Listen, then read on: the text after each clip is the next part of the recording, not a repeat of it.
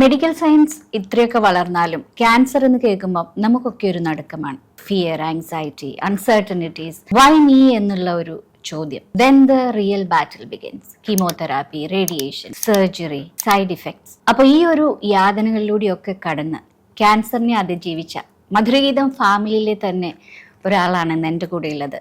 Today I M up close and personal with my dear friend Karthik. Thank you for having me in the segment, ചേച്ചി. So ആദ്യമായിട്ടാണ് opposite സൈഡിൽ. It's always like അവിടെ ഇരുന്ന് interview ചെയ്യുന്ന ഒരാളാണ്. അപ്പം ആൻസറിലേക്ക് കടക്കുവാണെങ്കിൽ ഒരു 8-9 മാസങ്ങൾക്ക് മുമ്പ് എനിക്ക് എൻ്റെ ഗ്രോണർ റീജൻസിലൊക്കെ ഒരു പെയിൻ ഉണ്ടായിരുന്നു. നമുക്ക് പൊതുവേ ഈ ലോവർ അബ്ഡോമനൊക്കെ പെയിൻ വരുമ്പം ഒരു നാണമാണ് പൊതുവെ ഡോക്ടേഴ്സിനോട് പറയാനാണെങ്കിലും ഈവൻ നമ്മളുടെ ചുറ്റുമുള്ള ആൾക്കാരോട് പറയാനാണെങ്കിലും ഒരു ഫീലിംഗ് നമുക്ക് എപ്പോഴും ഉണ്ടാവും. ആ ഇനിഷ്യൽ സ്റ്റേജസിൽ അങ്ങനെ ഒരു കുഞ്ഞു വേദനയൊക്കെ ഉണ്ടായിരുന്ന സമയത്ത് ഞാൻ ഇഗ്നോർ ചെയ്തിരുന്നു. പിന്നെ അത് സഹിക്കുന്നതിന് ഇച്ചിരി അതിലും കൂടുതലായിട്ട് വേദന വന്നപ്പോഴാണ് ഞാൻ എൻ്റെ ഡോക്ടറിനെ കാണാമെന്ന് വിചാരിച്ചത്. അപ്പം ഒരു ഭയങ്കര ഒരു വേദനയായി ഞാൻ എൻ്റെ ഫാമിലി ഫിസിഷ്യൻ്റെ അടുത്ത് പോയപ്പം ഒരു നഴ്സ് പ്രാക്ടീഷണർ ആയിരുന്നു അന്ന്. ഫാമിലി ഫിസിഷ്യനെ കാണാൻ പറ്റിയില്ല, നഴ്സ് പ്രാക്ടീഷണർ അടുക്കെയാണ് പോയത്. അപ്പം പുള്ളിക്കാരി പറഞ്ഞു അത് കുഴപ്പമില്ല, തന്നെ അത് കടന്നു പോകും, ഒരു ഫിസിക്കൽ എക്സാമിനേഷനോ അങ്ങനെ ഒന്നും അപ്പം ആ ഒരു സിറ്റുവേഷനിൽ നടന്നില്ല. പിന്നെ ഒരു 1-2 ആഴ്ചകൾ കഴിഞ്ഞ് വേദന കണ്ടമാനം കൂടി, എൻ്റെ അബ്ഡോമിനിലേക്ക് അത് സ്പ്രെഡ് ചെയ്തു. അപ്പോൾ ഒരു ആഡ്വൽ ടൈമിലോളം കൊണ്ട് അതെനിക്ക് സഹിക്കാവുന്നതായിരുന്നു. പിന്നെയും കുറച്ചുകൂടെ ദിവസങ്ങൾ കഴിഞ്ഞപ്പോൾ തന്നെ വേദന സഹിക്കുന്നതിലും എനിക്ക് ഒരു പെയിൻ ടോളറൻസിനെക്കാട്ടി കൂടുതലായി വന്നപ്പോൾ ER പോയി.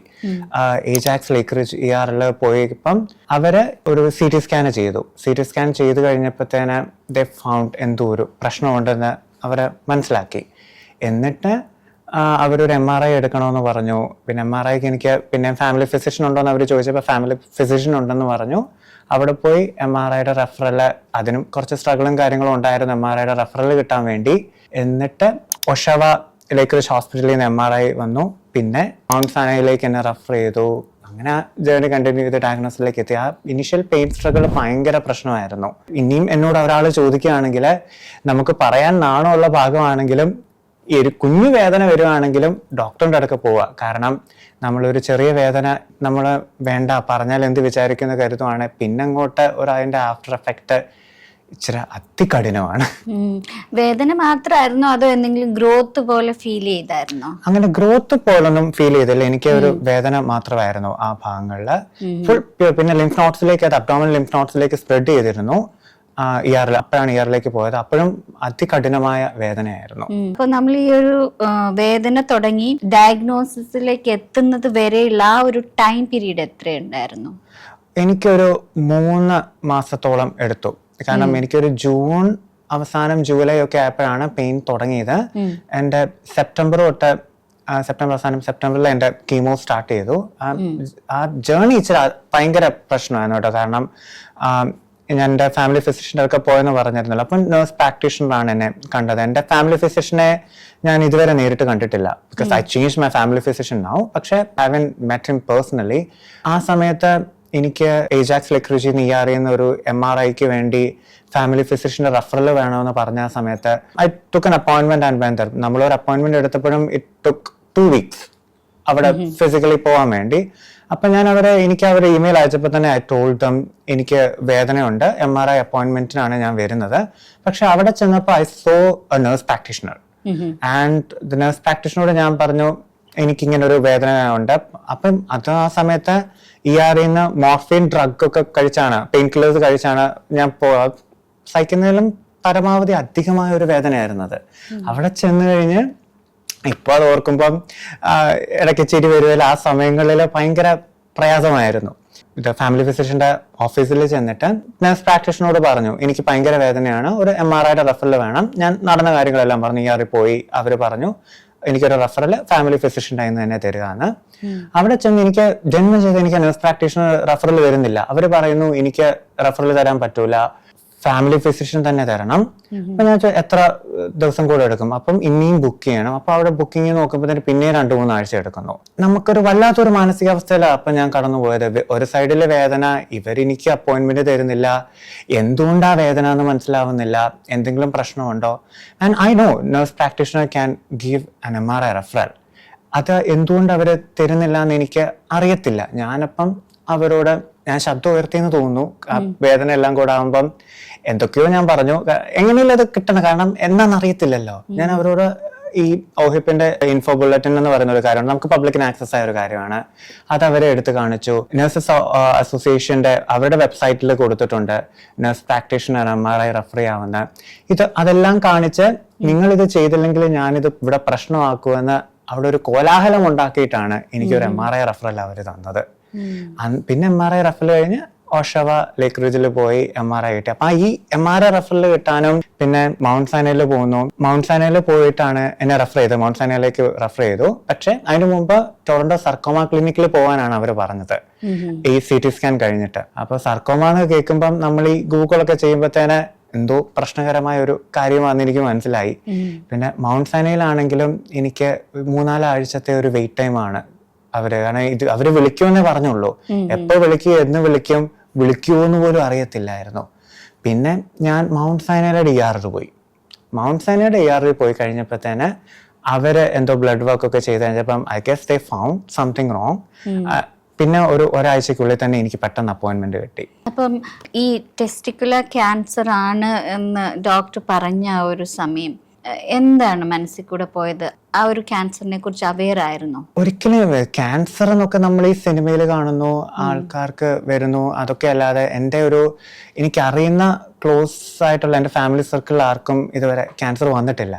ഈ ആ ഡോക്ടർ ഓങ്കോളജിസ്റ്റ് എന്നോട് എനിക്ക് ക്യാൻസർ ആണെന്ന് പറയുന്ന സമയത്ത് സത്യം പറയാലോ ഐ വാസ് കംപ്ലീറ്റ്ലി ബ്ലാങ്ക്. ഈ മനസ്സിലൂടെ ആകാശദൂതിലെ രാപ്പാടി അതൊക്കെയാണ് പൊക്കോണ്ട് അവരെന്നോട് ട്രീറ്റ്മെന്റ് പ്ലാനിങ് കാര്യങ്ങളും എല്ലാം പറയുന്നുണ്ട്. വ്യാഴാഴ്ച വെള്ളിയാഴ്ച ഒന്നും എനിക്ക് ഓർമ്മയില്ല. ഓങ്കോളജിസ്റ്റിനെ കാണുന്നു. അടുത്ത തിങ്കളാഴ്ച തൊട്ട് എനിക്ക് കീമോ തുടങ്ങുകയാണ്. സോ ദേ സെയിങ് ലൈക്ക് ഇന്ന ദിവസങ്ങളാണ് കീമോ, ഇന്ന സമയത്താണ് കീമോ, ഡയറ്റ് എന്തൊക്കെയോ പറയുന്നു. ഞാൻ ഒറ്റയ്ക്കാണ് പോയത്, എനിക്ക് കൂട്ടിനാരും അന്ന് വന്നില്ലായിരുന്നു. സോ എന്റെ മനസ്സിലൂടെ കടന്നു പോകുന്നത് ദൈവമേ ജീവിക്കുവോ, ഇത് ക്യൂറബിൾ ആണോ, എന്ത് ചെയ്യും, ലോണുണ്ട്, എങ്ങനെ അടയും, ചത്തുപോകായിരിക്കുമോ, ദൈവമേ ആഗ്രഹങ്ങളൊന്നും സാധിച്ചിട്ടില്ല, ഇനി എങ്ങാനും മരിച്ചു പോവാണെങ്കിൽ താഴോട്ട് നോക്കുമ്പോൾ ദൈവമേ ഒരുമാതിരി ഡ്രൈ അടൂരിന്റെ ഒരു സിനിമ ഉള്ള ഒരു ലൈഫാണല്ലോ, ഒരു കളർഫുള്ളും എനിക്കില്ലല്ലോ. ആ ഒരു വല്ലാത്തൊരു ഫീലാണ് അത്. ഇപ്പൊ ഞാൻ ചിരിക്കുന്നു, പക്ഷെ ആ സമയത്ത് വല്ലാത്തൊരു ഇമോഷൻസ് ആയിരുന്നു എനിക്ക്. അപ്പൊ ഈ ടെസ്റ്റിക്കുലർ ക്യാൻസർ വളരെ ട്രീറ്റബിൾ ആയിട്ടുള്ള ഒരു ക്യാൻസർ ആണ് അന്നേരം അറിയുന്നില്ല. കാരണം നമുക്ക് ക്യാൻസർ എന്ന് കേൾക്കുമ്പോൾ എല്ലാരെയും പോലെ നമ്മുടെ മനസ്സിൽ ഒരു നെഗറ്റീവ് ഡൾ ഒരു ഇമേജ് ആണല്ലോ വരുന്നത്. അതും എന്റെ ഒരു അറിവില്ലായ്മയാണ് അത്. പക്ഷെ ഞാൻ കണ്ട കാര്യങ്ങളും എല്ലാം അങ്ങനത്തെ എന്തോ ഒരു മനസ്സിൽ പതിഞ്ഞ ഒരു ഫിഗർ ഉള്ളത് കൊണ്ട് അതായിരുന്നു. പിന്നെ എങ്ങനെയാണ് തിരിച്ചു വന്നിട്ട് ഈ ഇൻഫർമേഷൻ ഒക്കെ കറക്റ്റ് ആയിട്ട് പ്രോസസ് ചെയ്യാൻ എങ്ങനെയാണ് പ്രാപ്തനായത്? ഞാൻ അത് കഴിഞ്ഞ് നമ്മള് എലിവേറ്ററിലേക്ക് കയറി കഴിഞ്ഞപ്പോ തന്നെ I just checked ChatGPT like testicular cancer ഒരു ക്വസ്റ്റ്യൻ മാർക്ക് ഇട്ടു. അപ്പം എനിക്ക് ChatGPT എനിക്ക് ഇൻഫർമേഷൻ തന്നു, ഇത് ക്യൂറബിൾ ക്യാൻസർ ആണ്, 30 to 35 ഇയേഴ്സിന്റെ ഇടയ്ക്കാണ് ഏറ്റവും കൂടുതൽ വരുന്നത്. എന്നെ ഡയഗ്നോസ് ചെയ്തപ്പോൾ 33, ഏറ്റവും കൂടുതൽ വരുന്ന ഒരു പ്രായമാണ്. റിസർച്ച് ഏറ്റവും കൂടുതൽ ഉള്ള ഒരു ക്യാൻസർ ആണ് ടെസ്റ്റിക്കുലർ ക്യാൻസർ. നമ്മളുടെ എന്ത് ഡ്രഗ് എടുത്താലും അത് ക്യൂറബിൾ ആയിട്ടുള്ള ഒരു കാര്യമാണ്. അതെല്ലാം കൂടെ ChatGPT നോക്കി ഒന്ന് വായിച്ച് മനസ്സിലാക്കിയപ്പോഴാണ് ശരിക്കും തിരിച്ച് ഭൂമിയിലേക്ക് ഞാൻ വന്നത്.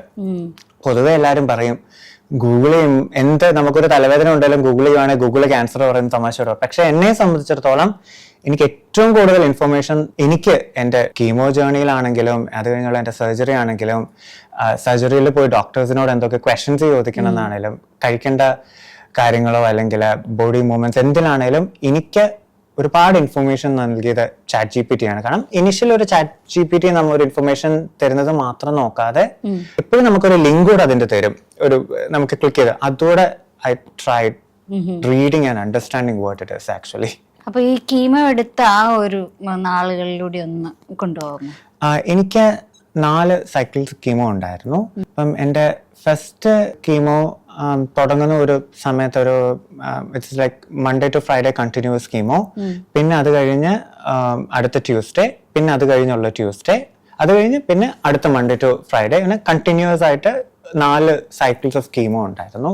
അപ്പോൾ ഒരു ആദ്യത്തെ സൈക്കിളിന്റെ 2ാമത്തെ ദിവസമൊക്കെ കഴിഞ്ഞപ്പോൾ തന്നെ മുടി പോകുന്നോ എനിക്ക് അറിയാം. അപ്പൊ ഞാൻ എൻ്റെ തല ട്രിം ചെയ്തു. പിന്നെ കയ്യിലെയും ഹെയർസ് എല്ലാം ഞാൻ ട്രിം ചെയ്തു. കാരണം കയ്യിലൂടെയാണ് IV അവരിട്ടുകൊണ്ടിരുന്നത്. അപ്പം IV ഇട്ട് കഴിഞ്ഞ് എപ്പോഴും അവർ അതാ പ്ലാസ്റ്റേഴ്സ് പറിക്കുമ്പോൾ ഭയങ്കര വേദനയാണ്. ഈ എനിക്ക് ഹെയർസോടെയാണ് ഒരു ഫ്രീ വാക്സിങ് ആയിരുന്നു അവിടെ നടന്നുകൊണ്ടിരുന്നത്. ആ വേദന ഞാൻ എൻ്റെ കൈയുമെല്ലാം ട്രിം ചെയ്തു.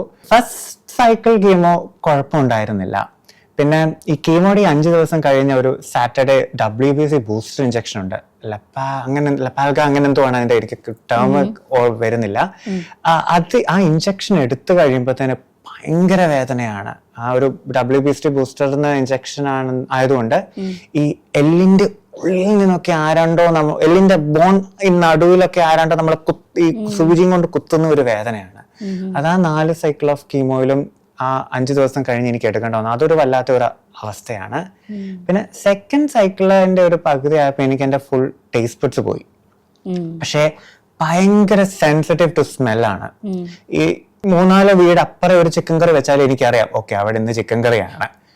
ഭയങ്കര സെൻസിറ്റീവ് ആണ് എനിക്ക് സ്മെല്ലില്. കാരണം എനിക്കൊരു പെറ്റുണ്ട്. അപ്പം അവനടുത്ത് വരുമ്പോഴും എനിക്ക് ഒന്ന് മാറി നിൽക്കുക, ഒരു ഈർച്ച അങ്ങനത്തെ ഒരു ഫീൽ. കാരണം ഒരു മൈന്യൂട്ടായിട്ടുള്ള സ്മെല്ലും എനിക്ക് അറിയാൻ പറ്റുന്നുണ്ട്. കാരണം ചിലപ്പോൾ താഴെ മൈക്രോവേവ് ചെയ്യായിരിക്കും ഒരു ഫുഡ്. എനിക്ക് മുകളിൽ നിന്ന് മനസ്സിലായി ഏത് ഫുഡാണ് മൈക്രോവേവ് ചെയ്യുന്നതെന്ന്. അത്ര സെൻസിറ്റീവായി ഞാൻ സ്മെല്ലിന്. കൂടാതെ കുറച്ച് കഴിയുമ്പോൾ എനിക്ക് എൻ്റെ ബോഡി ഫുള്ള് മരുന്നിന്റെ ഒരു ഇതായി. കാരണം എൻ്റെ സലൈവ അല്ലെങ്കിൽ എൻ്റെ യൂറിൻ, എൻ്റെ സ്വെറ്റ് എല്ലാത്തിനും ഒരു മരുന്നിന്റെ ഒരു മണവും എല്ലാം. അതൊരു വല്ലാത്ത ഒരു ഇതാണ്. ഇപ്പൊ എന്ത് കഴിച്ചാലും ചിലപ്പോൾ ഒരു മരുന്ന് പോലൊരു ഫീൽ എനിക്ക് തോന്നി. പിന്നെ നോഷ്യസ് ആവാനും തുടങ്ങി. രാവിലെ എഴുന്നേൽക്കുമ്പോഴേ ഛർദ്ദിക്കാൻ തോന്നുക, ചിലപ്പോൾ കിടന്നിട്ട് എഴുന്നേൽക്കുമ്പോൾ ഛർദ്ദിക്കാൻ, ചിലപ്പോൾ ഫുഡിന്റെ ആ മണം കാരണം എവിടുന്നൊക്കെയോ എനിക്ക് മണം വരുമ്പം സ്മെൽ സെൻസിറ്റീവ് ആയതുകൊണ്ട് ഛർദ്ദിക്കാൻ തോന്നും. ഈ മെഡിസിൻസ് ഉണ്ടായിരുന്നു നോസിയ കൺട്രോൾ ചെയ്യാൻ. പക്ഷെ ഞാൻ ചെയ്തത് ഇഫ് വരുവാണെങ്കിൽ ഐ ട്രൈ ടു വോമിറ്റ്.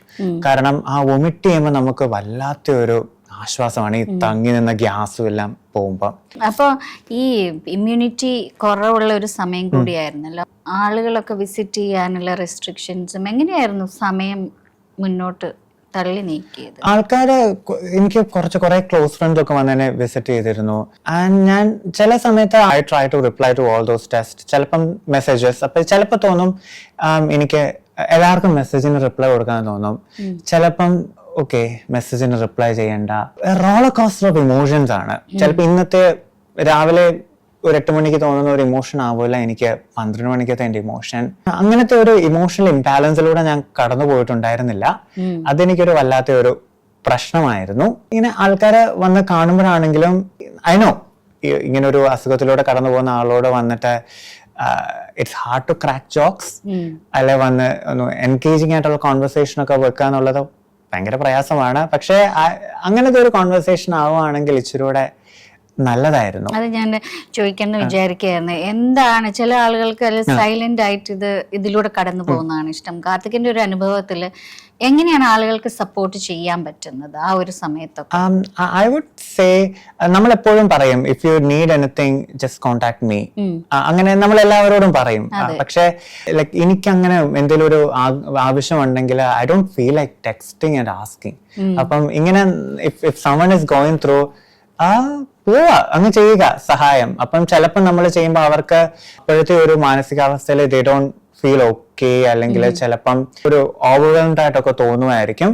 പക്ഷെ അത് ഒരുപാട് സഹായമായിരിക്കും. കാരണം ചെയ്യുക എന്ന് പറയുമ്പോൾ ഫുഡ് ഉണ്ടാക്കിക്കൊണ്ട് തരിക, അല്ലെങ്കിൽ വരിക, കാണുക, ഫുഡ് ഉണ്ടാക്കി തരിക, അല്ലെങ്കിൽ ഒന്ന് വന്ന് ചുമ്മാ സംസാരിക്കുക, വന്ന് കണ്ടിന്യൂസ് കോൺവെർസേഷൻസിൽ എന്തെങ്കിലുമൊക്കെ വന്ന് തമാശ ചെയ്ത്. കാരണം നമ്മുടെ ഒരു ഡൗൺ ആയിട്ടുള്ള ഇമോഷൻ മാറ്റാൻ അത് ഒരുപാട് സഹായിക്കും. എനിക്ക് ചില സമയത്ത് എനിക്ക് കട്ടിലിൽ നിന്ന് എഴുന്നേക്കാനെ തന്നെ തോന്നിയിരുന്നില്ല. ഞാൻ എങ്ങനെ അത് കോപ്പി ചെയ്തെന്ന് ചോദിക്കുകയാണെങ്കിൽ ആ സമയത്താണ് മലയാളത്തിൽ ബിഗ് ബോസ് ഇറങ്ങിയത്. I started watching Bigg boss.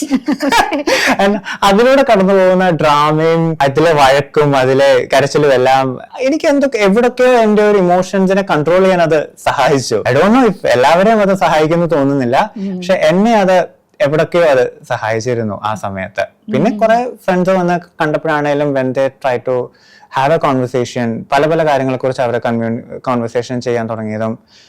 പിന്നെ എന്റെ രോഗത്തെ കുറിച്ച് ask how are you, and അല്ലാതെ വന്ന ഒരു ശോക മൂഡിൽ അവിടെ ഇരുന്ന് അങ്ങോട്ടും ഇങ്ങോട്ടും നോക്കി സാഡ് മ്യൂസിക് ഇടുന്ന ഒരു ഫേസ് ആകാതെ സംസാരിച്ചൊക്കെ ഇരുന്നത് I felt that was helpful. അത് കഴിഞ്ഞിപ്പോ കീമോ കഴിഞ്ഞിട്ട് ഇപ്പം സർജറി കഴിഞ്ഞല്ലേ? സർജറി ഉണ്ടായിരുന്നു. എന്ത് സർജറി ആയിരുന്നു? എന്റെ കീമോ ഡിസംബറിൽ കീമോ കഴിഞ്ഞിരുന്നു. പിന്നെ എനിക്കൊരു ഓക്കറ്റോമി ഉണ്ടായിരുന്നു. എന്റെ ഒരു ടെസ്റ്റ് അത് റിമൂവ് ചെയ്യണമായിരുന്നു, അഫക്റ്റഡ് ആയിട്ടുള്ളത്. കൂടാതെ എന്റെ ലിംഫ് നോട്ട്സിലേക്ക് അത് സ്പ്രെഡ് ചെയ്തതുകൊണ്ട് RPLND സർജറി ചെയ്യണമായിരുന്നു. അത് ഓപ്പൺ ആയിരുന്നു. അത് റോബോട്ടിക് കൊണ്ട് ഓപ്പൺ ഉണ്ട്. ഈ ഇൻഫർമേഷൻ എല്ലാം എനിക്ക് ChatGPT വഴി ഡോക്ടേഴ്സ് പറയുന്നതിന് മുമ്പ് എനിക്ക് ChatGPT തന്നിരുന്നു. സോ ഐ വാസ് പ്രിപ്പയർഡ് ഇന്നതൊക്കെ സംഭവിക്കുമെന്ന്. ആൻഡ് ഈ സർജറി എൻ്റെ മാർച്ചിലായിരുന്നു, March 2 സർജറി. സോ ഒരു 5-6 days ഹോസ്പിറ്റലിൽ കിടക്കണമായിരുന്നു. ആൻഡ് പിന്നെ ഒരു മാസത്തോളം ബെഡ് റെസ്റ്റ് എന്ന് വേണേൽ തന്നെ വെരി ലിമിറ്റഡ് മൂവ്മെന്റ്സ്. കാരണം ഓപ്പൺ RPLND സർജറി ആയതുകൊണ്ട് വയറിങ്ങനെ ഇവിടെ ഫുള്ള് കീറിയിട്ട് ലിംഫ് നോട്ട്സ് എടുത്ത് അഫക്റ്റഡ് അബ്ഡോമിനിലെ ലിംഫ് നോട്ട്സ് എടുത്തിട്ട് അത് എടുത്ത് കളഞ്ഞു to make sure that it's not happening again. And ഈ 2 സർജറിയാണ് അത് കഴിഞ്ഞ് കീമോ കഴിഞ്ഞിട്ട്. ആൻഡ് ഒരു വെയിറ്റ് ടൈം ഉണ്ടായിരുന്നു, കാരണം ഡിസംബർ കഴിഞ്ഞിട്ടാണെങ്കിലും മാർച്ച് വരെ. So they have to make sure that I am fit for the surgery. And I think immunity wise ഇച്ചിരി ആക്റ്റീവ് ആവണം, അങ്ങനെ എന്തൊക്കെയോ കുറെ കണ്ടീഷൻസ് ഉണ്ടായിരുന്നു. ഇപ്പൊ എന്താണ് എന്തെങ്കിലും ഈ ട്രീറ്റ്മെന്റ് ഒക്കെ ശേഷം എന്തൊക്കെ ആഫ്റ്റർ ഇഫക്റ്റ് എന്തെങ്കിലും ഫീൽ ചെയ്യുന്നുണ്ടോ? എനിക്കുണ്ട്, ഓരോരുത്തർക്കും ഓരോരോ സൈഡ് എഫക്ട്സും ആഫ്റ്റർ എഫക്ട്സും ആണ്. എനിക്കുണ്ടായെന്ന് പറയുമ്പം ഞാൻ അനീമിക് ആയിരുന്നു. ഇപ്പോഴും സ്റ്റിൽ അനീമിക് ആണ്. എന്റെ അയൺ എമൗണ്ട് ബ്ലഡിൽ ഭയങ്കര കുറവാണ്. ഭയങ്കര കുറവെന്ന് പറയല് കുറവാണ്. ഒരു നോർമൽ ആളുടെ അയൺ ലെവൽ എനിക്കില്ല. പിന്നെ മുടി, ബേബി ഹെയർസ് ആണ് വരുന്നത് എല്ലാം. അത് കുറച്ച് സമയങ്ങൾ എടുക്കും. ഐ തിങ്ക് ഒരു 2 to 3 years എടുക്കും ഒരു നോർമൽ ഹെയറിലേക്ക് വരുന്നതെല്ലാം ബേബി ഹെയർസ് ആണ്. പിന്നെ ഈ അനീമിക് ആയതുകൊണ്ട് ഭയങ്കര സെൻസിറ്റീവ് ടു ടെമ്പറേച്ചർ ആണ്. എപ്പോഴും ഒരു തണുപ്പ് ഫീൽ ചെയ്യുന്നുണ്ട്. വീട്ടിലുള്ള എല്ലാവരും ഷോർട്ട്സും 3/4 ഒക്കെ ഇട്ടുകൊണ്ട് പോവാണെങ്കിലും ഞാൻ നല്ല ഒരു വിന്ററിലെ ആൾക്കാർ എങ്ങനെ പോകുന്നു അതുപോലത്തെ ഒരു ക്ലോത്ത് ആയിരിക്കും ഞാൻ ഇട്ടുകൊണ്ട് പോകുന്നത്. അതൊരു സൈഡ് എഫക്ട്സ് ആണ്. ഇതൊക്കെയാണ്. പിന്നെ ഡിപ്പെൻസ് ഓരോ ദിവസം. ചിലപ്പോൾ ഒരു ഇമോഷണൽ ഒരു സൈഡ് എഫക്റ്റ് ആയിട്ട് പറയാൻ പറ്റുമോ എന്ന് എനിക്കറിയില്ല. ചിലപ്പോൾ ഒരു ഇമോഷണൽ ഇംബാലൻസ് തോന്നാറുണ്ട്. I don't no, it happens sometimes. കൂടാതെ വേറൊരു സൈഡ് എഫക്ട് എനിക്ക് തോന്നിയതെന്ന്, ചിലപ്പോൾ എന്തെങ്കിലും നമ്മൾ ചെയ്തുകൊണ്ടിരിക്കുമ്പോഴത്തേന് പെട്ടെന്ന് ഡാർക്കായി പോകും. ഒരു 3 seconds 4 seconds ഒരു ഫുള്ളി ഡാർക്ക്. ഡോക്ടേഴ്സും അത് പറഞ്ഞിരുന്നു കുറച്ച് നാളെടുക്കും ഇതൊക്കെ മാറാൻ വേണ്ടി. അതൊരു ഇടയ്ക്ക് ദേഷ്യം വരുന്ന ഒരു ഇതാണ്. നമ്മൾ എന്തെങ്കിലും ഒരു ജോലി ചെയ്തുകൊണ്ടിരിക്കുകയായിരിക്കും, കുക്ക് ചെയ്തുകൊണ്ടിരിക്കുന്ന സമയത്ത് നിലത്തെ ഒരു സവാള പോയി നമ്മളത് കുഞ്ഞെടുത്തിട്ട് ഒന്ന് എഴുന്നേക്കുമ്പോൾ തന്നെ 3 സെക്കൻഡ് എന്തോ ഒരു പെട്ടെന്ന് ബ്ലാങ്ക്, ഒന്നും കാണാൻ ഇരുട്ടാണ്. പിന്നെ നമ്മൾ ഇന്നതായിരുന്നു ചെയ്തുകൊണ്ടിരുന്നത്, I continue to my work. അതൊരു ദേഷ്യം വരുത്തുന്ന ഒരു കാര്യമാണ്.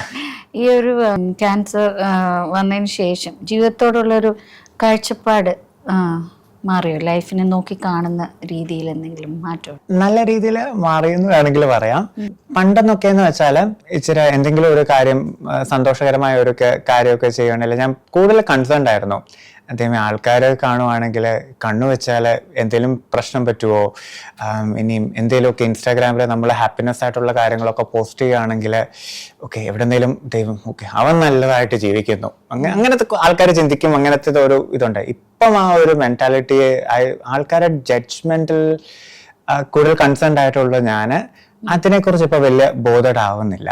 എൻ്റെ ഒരു ഹാപ്പിനെസ്, എൻ്റെ ഒരു ടേംസ് ആൻഡ് കണ്ടീഷൻസ് പ്രൊവൈഡഡ്, എന്നെ സ്നേഹിക്കുന്ന ആൾക്കാരുടെ ഒരു ഹാപ്പിനെസ്, അതിൽ കൂടുതൽ കോൺസെൻട്രേറ്റഡ് ആവാൻ ഇപ്പം പണ്ട് എനിക്കത് പറ്റില്ലായിരുന്നു. ആൾക്കാർ എന്ത് വിചാരിക്കും, ഞാൻ എന്തെങ്കിലും ചെയ്യുവാണെങ്കിൽ അവിടെ നിന്നുള്ള ക്വസ്റ്റ്യൻസ് എങ്ങനെ ആയിരിക്കും, ഒരുപാട് ചിന്തകളായിരുന്നു എനിക്ക്. ഇപ്പം അതില്ല. പിന്നെ I know life is uncertain, എപ്പം എന്ത് വേണമെങ്കിലും സംഭവിക്കാവുന്ന ഒരു റിയാലിറ്റി ഞാൻ മനസ്സിലാക്കി. So if anything happens to me, തിരിഞ്ഞു നോക്കുമ്പോൾ ലൈക്ക് സ്വർഗവും നരകവും എവിടെയാണെങ്കിലും തിരിഞ്ഞു നോക്കുമ്പം I just want Karthik's life to be a Shankar film, not Adoor Gopalakrishnan film. ഇപ്പൊ ഫ്രണ്ട്സിന്റെ കാര്യം പറഞ്ഞപ്പോഴേ ഈ ഒരു ജേണിയിൽ ഏറ്റവും സപ്പോർട്ടായിട്ട് നിന്നത് ആരൊക്കെയാണ്? സപ്പോർട്ടായിട്ട് നിന്നതെന്ന് പറയുമ്പം വാസിഫ് വാസ് സോ സപ്പോർട്ടീവ്, എന്റെ കെയർ ഗിവർ ആയിരുന്നു. പിന്നെ എൻ്റെ pet, I don't know how he was supportive എന്ന് ചോദിച്ചാൽ ചില സമയത്തൊക്കെ പുള്ളിക്ക് മനസ്സിലായി മുതലാളിക്ക് എന്തോ പ്രശ്നമുണ്ട്. ഒരു ഇമോഷണൽ ബാലൻസിന് വേണ്ടി വന്ന ഒരു പെറ്റായിരുന്നു. പിന്നെ ലോട്ട്സ് ഓഫ് ഫ്രണ്ട്സ്, ഫുഡ് ഉണ്ടാക്കി തന്ന ഒരുപാട് ആൾക്കാരുണ്ട്. ചിലപ്പം നെയിം എടുത്ത് പറയുവാണെങ്കിൽ ഞാൻ കുറെ ആൾക്കാരുടെ പേര് മറന്നു പോകും. And I don't want them to message me and എവിടെ എന്റെ പേര്. ഒരുപാട് ആൾക്കാർ, and I am so thankful and grateful to them. കാർത്തികിൻ്റെ അടുത്ത് ഇത്രയും നേരം സംസാരിച്ചപ്പം എനിക്ക് മനസ്സിലായതും അതുപോലെ തന്നെ ഞാൻ എപ്പോഴും എംഫസൈസ് ചെയ്യുന്ന ഒരു കാര്യം എന്ന് പറഞ്ഞാൽ ടേക്കിംഗ് കൺട്രോൾ ഓഫ് അവർ ഹെൽത്താണ്. എല്ലാം നമ്മൾ ഡോക്ടേഴ്സോ അല്ലെങ്കിൽ നേഴ്സ് പ്രാക്ടീഷണേഴ്സോ ചെയ്യുമെന്ന് വിചാരിച്ചിരിക്കരുത്. നമുക്കിപ്പോൾ എന്തെങ്കിലും ഒരു അസുഖം ഉണ്ടെങ്കിൽ നമ്മുടെ റെസ്പോൺസിബിലിറ്റിയാണ് അതിനെക്കുറിച്ച് വിവരങ്ങൾ ശേഖരിക്കുക, കുറച്ച് നല്ല ഒരു നോളജ് ഉണ്ടാവുക എന്നുള്ളത്. കാർത്തികിൻ്റെ കാര്യത്തിൽ അത് നന്നായിട്ട് കാർത്തിക് അത് ചെയ്തു. അതുകൊണ്ടാണ് ഡോക്ടേഴ്സിൻ്റെ ഒക്കെ അടുത്ത് പോകുമ്പോഴത്തേനും അവർ പറയുന്നത് മനസ്സിലാക്കാനും അതുപോലെ തന്നെ സംശയങ്ങളൊക്കെ ചോദിക്കാനും പറ്റിയത്. അപ്പോൾ തുടക്കത്തിൽ ചെറിയൊരു പ്രശ്നങ്ങളൊക്കെ ഉണ്ടായി എൻ്റെ അടുത്ത് പറഞ്ഞു. പക്ഷെ എങ്ങനെയായിരുന്നു പ്രിൻസസ് മാർഗരറ്റിലെ ആ ഒരു ട്രീറ്റ്മെന്റും കാര്യങ്ങളൊക്കെ? 10/10. കാരണം പൊതുവെ നമ്മുടെ നാട്ടിലെ ഒരു ക്യാൻസറും അങ്ങനത്തെ ഒരു അറ്റ്മോസ്ഫിയർ ഒക്കെ ഇച്ചിരി ശോകമാണെന്നൊക്കെ കേട്ടിട്ടുണ്ട്. കാരണം നമ്മൾ ഈ വീഡിയോസും കാര്യങ്ങളും ഒക്കെ കാണുവാണല്ലോ. പക്ഷെ ഞാൻ ഇതെല്ലാം മനസ്സിൽ കണ്ടാണ് ഞാൻ എൻ്റെ ഫസ്റ്റ് കീമോയ്ക്ക് പോയത്.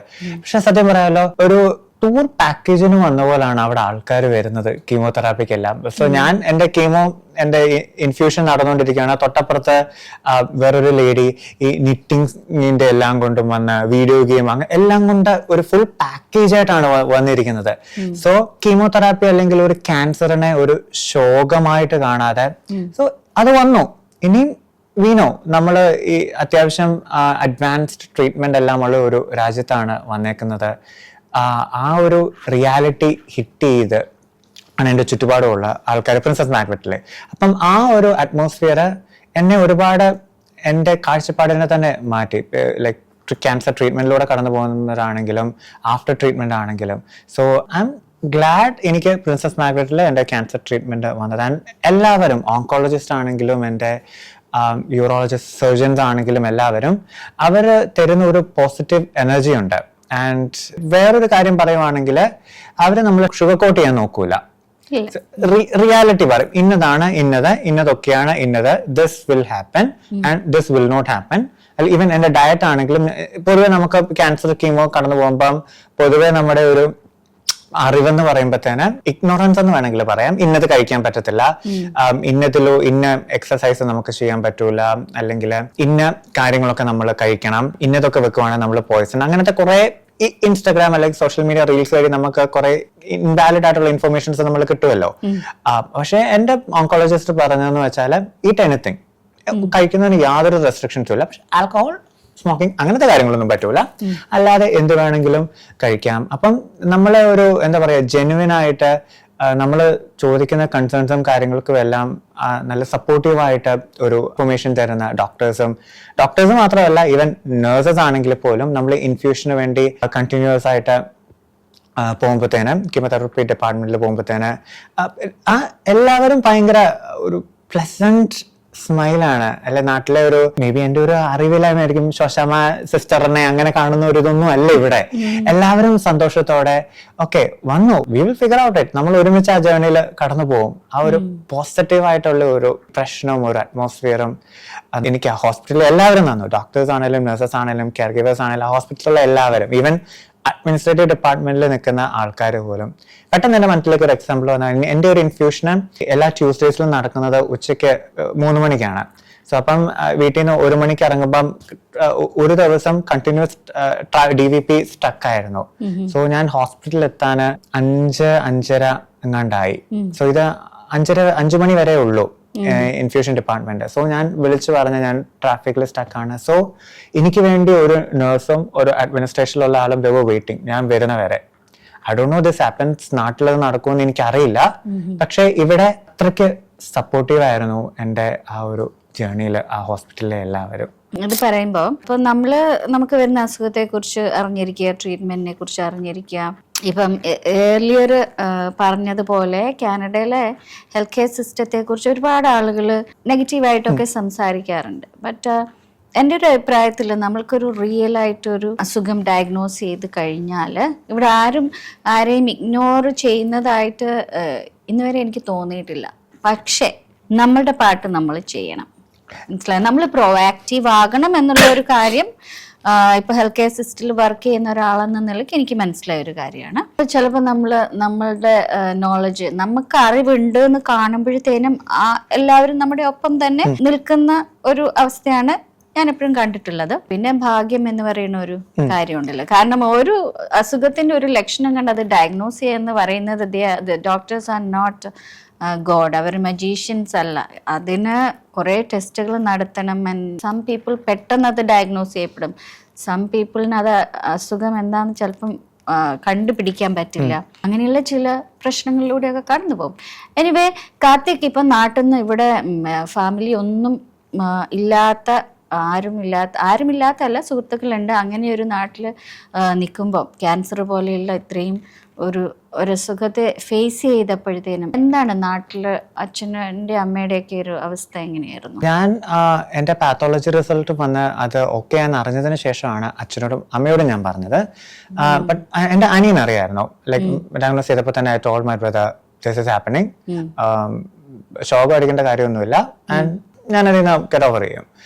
പക്ഷെ പുള്ളിക്കും ഇച്ചിരി ഇതായിരുന്നു, കാരണം നാട്ടിലാകുമ്പോൾ നമുക്ക് എല്ലാവർക്കും അറിയാമല്ലോ ആയുധം. പക്ഷെ ഈ കണ്ടിന്യൂസ് കീമൊക്കെ നടന്നുകൊണ്ടിരിക്കുന്ന സമയത്തും ഞാൻ നാട്ടിൽ വീഡിയോ കോൾ ഉണ്ട്. ഞങ്ങളെല്ലാ ശനിയാഴ്ചയും ഞങ്ങളെല്ലാവരും അച്ഛനും അമ്മയും അനിയനും ഞാനും വരുന്ന വീഡിയോ കോൾ ചെയ്യുന്ന ഒരു ആചാരമുണ്ട്. അപ്പം അത് ചെയ്തപ്പം ഈ മെലിഞ്ഞപ്പം എന്നോട് അമ്മ ചോദിക്കുന്നുണ്ടായിരുന്നു വാട്ട് ഈസ് ഹാപ്പനിങ്. അപ്പം ഐ സെഡ് ഞാൻ ഡയറ്റാണ്, ഫേസ് ഫാറ്റ് കുറയ്ക്കാൻ വേണ്ടിയാണ്, വയറ് കുറയ്ക്കാൻ വേണ്ടിയാണ്. കാരണം ഞാൻ കഴിഞ്ഞ ഏപ്രിൽ നാട്ടിൽ പോയിരുന്നു. അപ്പൊ നാട്ടിൽ നിന്ന് കഴിച്ച ഫുഡിന്റെ ഒക്കെ ആഫ്റ്റർ എഫക്ട് വരുന്നുണ്ട്, അത് കുറയ്ക്കാൻ വേണ്ടി ഡയറ്റാണ്, കീറ്റോ ഡയറ്റാണ്, അങ്ങനെയൊക്കെ കുറെ കള്ളത്തരങ്ങൾ പറഞ്ഞു. പിന്നെ മുടി പോയപ്പോഴത്തേന് തലയില് താരം വരുന്നു, അത് പോവാൻ വേണ്ടി മുട്ടയടിച്ചതാണ്. ആൻഡ് തണുപ്പായപ്പോൾ ഞാൻ കണ്ടിന്യൂസ് ആയിട്ട് ഈ ഹുഡീസ് ഒക്കെ ഇട്ടാണ് വീട്ടില് വീഡിയോ കോൾ ചെയ്തത്. അപ്പോഴും അവർ ചോദിക്കുന്നത് എന്താ ഇത്ര തണുപ്പാണോ അവിടെ? അപ്പം മഞ്ഞാണ് കാനഡ, അപ്പൊ കാനഡ എന്ന് പറയുമ്പോൾ മഞ്ഞ തണുപ്പെന്നുള്ളതുണ്ടല്ലോ. അപ്പം അവരത് വിശ്വസിച്ചു എന്നാണ് ഞാൻ ഊഹിച്ചത്. പക്ഷെ ഇത് പറഞ്ഞപ്പം അമ്മ was saying I know something was wrong. പക്ഷെ ഞാനത് ചോദിക്കാതിരുന്നതാണ്. അമ്മ ഈസ് ഓൾവേസ് അമ്മ. ആൻഡ് അപ്പം എന്നോട് പറഞ്ഞു പറയാമായിരുന്നു. അപ്പം ഞാൻ മൈ റിപ്ലൈ വാസ് ദാറ്റ് എന്തിനാ വെറുതെ എല്ലാവരും ശോകമാക്കുന്നത്? ലൈക്ക് ഐ നോ ഈ ഒരു ജേർണി അതികഠിനമാണ്, പെയിനും കാര്യങ്ങളും എല്ലാം. പറഞ്ഞായിരുന്നെങ്കിൽ കുറച്ചുകൂടി ഈസി ആകുമെന്ന് തോന്നുന്നുണ്ടായിരുന്നു. I don't know, and I didn't try, and I don't want to be judgmental also. ചിലപ്പം അവര് വിഷമിക്കും. അവരൊരു അനിയൻ ബാംഗ്ലൂരാണ് ജോലി ചെയ്യുന്നത്. അവർ രണ്ടുപേരും മാത്രമേ ഉള്ളൂ വീട്ടില്, ആൻഡ് they are 60+ years. പക്ഷെ പെട്ടെന്ന് എന്തെങ്കിലും വിഷമം വന്ന് എന്തെങ്കിലും പറ്റുമോ? നമ്മുടെ പേരൻസ് ഒക്കെ ഉണ്ടല്ലോ, they are stronger than we think. They are stronger. പക്ഷെ എന്റെ ഒരു കൺസേൺ ആയിരിക്കും എനിക്ക് പറയണ്ടെന്ന് തോന്നിയത്. എല്ലാം ശരിയായിട്ട് പറയാം. അപ്പൊ ശരിയായിട്ട് പറയുമ്പോഴത്തേന് ആ ഒരു ഇന്റൻസിറ്റി ഓഫ് വിഷമം ഇച്ചിരി കുറയുമെന്ന് ഞാൻ വിചാരിച്ചു. കാരണം ഓക്കെ ആയല്ലോ, എന്നാലും ഇപ്പോഴും വിഷമമുണ്ട്, എന്താ പറയാതിരുന്നേ. പിന്നെ ആൾക്കാരെ ചോദിക്കും, പിന്നെ അറിയുമ്പോഴത്തേന് അവര് തന്നെ ആവുമ്പം ബന്ധുക്കൾ വന്നാണെങ്കിലും ചോദിക്കും. ഇനിയും എല്ലാരും വന്ന് വീട്ടില് ചുമ്മാ താടിക്ക് കൈ നോക്കി അവിടെ ഇരിക്കുകയാണെങ്കിൽ അവര് പോയി കഴിയുമ്പോൾ അവർക്ക് പിന്നെയും വിഷമാവും. And I don't want those things to happen. അതുകൊണ്ട് ഞാൻ പറഞ്ഞില്ല. അപ്പം ഈ ഒരു ക്യാൻസർ സർവൈവൽ സ്റ്റോറി ആളുകളുടെ അടുത്ത് പറയണമെന്ന് തോന്നാനുള്ള കാരണം എന്താ? അതിന്റെ മെയിൻ റീസൺ എന്ന് പറഞ്ഞാല് ഇവിടെ നമ്മളുടെ എല്ലാവരും നമ്മളെ ഹെൽത്തിനെ കുറിച്ച് കാനഡയിൽ കംപ്ലയിന്റ് ചെയ്യും. പക്ഷേ ഡയഗ്നോസ് ചെയ്യുന്നവരെ ഭയങ്കര പ്രയാസമാണ്. And we have to do our own part റിസർച്ചും കാര്യങ്ങളും എല്ലാം ചെയ്ത് നമ്മൾ ഡോക്ടേഴ്സിനോടും നമ്മൾ അങ്ങോട്ട് തന്നെ പറയണം. പക്ഷേ ഡയഗ്നോസ് ചെയ്ത് കഴിഞ്ഞാലും ഒരുപാട് റിസോഴ്സസ് ഉണ്ട് ഇവിടെ. എൻ്റെ ഒരു സിറ്റുവേഷനില് ഒരു സെക്കൻഡ് സൈക്കിൾ തേർഡ് സൈക്കിൾ ആയിരുന്നപ്പോഴാണ് പല റിസോഴ്സസിനെ കുറിച്ചും എനിക്ക് അറിയാൻ പറ്റിയത്. എനിക്കത് പറഞ്ഞു തരാൻ ആരുമില്ല. അത് ഓരോന്നും ഗൂഗിളിലൂടെ നോക്കിയും ഹോസ്പിറ്റൽ വെബ്സൈറ്റിൽ പോവുകയും ഹോസ്പിറ്റലിൽ തരുന്ന കുറെ ഡോക്യുമെന്റ്സ് ഒക്കെ അവർ തരുന്ന ഒരു ഡോക്യുമെന്റ് ആണെങ്കിൽ ഒരു 20-30 പേജസിന്റെ ഒരു ഡോക്യുമെന്റ് ആണ്. ആ ഒരു മാനസികാവസ്ഥയിൽ അതൊന്നും വായിക്കാനുള്ള ഇതില്ല. ഈവൻ ഒരു PDF കിട്ടിയാൽ പോലും വായിക്കൂല.